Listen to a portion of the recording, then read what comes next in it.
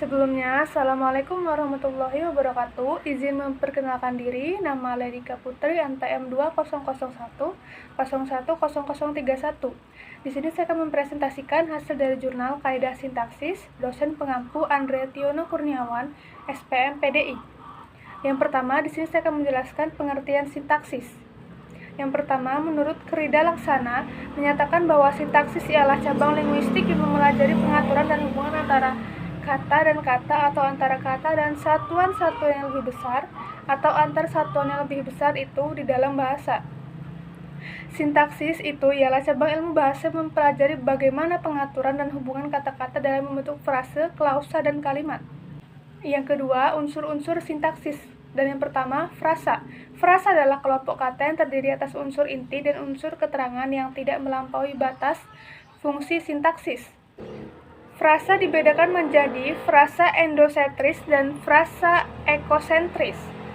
Yang kedua, klausa. Unsur inti klausa adalah subjek dan predikat, tetapi penanda klausa adalah predikat.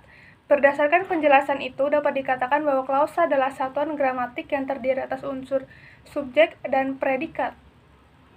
Kategori klausa. Kategori klausa dapat terbagi menjadi tiga hal, yakni berdasarkan unsur-unsur fungsinya, berdasarkan kategori kata atau frasa yang menjadi unsurnya, berdasarkan makna unsur-unsurnya. Kategori klausa berdasarkan unsur dan fungsinya. Klausa terdiri atas unsur-unsur fungsional yang disebut dengan subjek, predikat, objek, pelengkap, dan keterangan. Yang ketiga, kalimat. Kalimat adalah bagian ujaran yang mempunyai struktur minimal subjek dan predikat, dan intonasi yang menunjukkan bagian ujaran itu sudah lengkap dengan makna.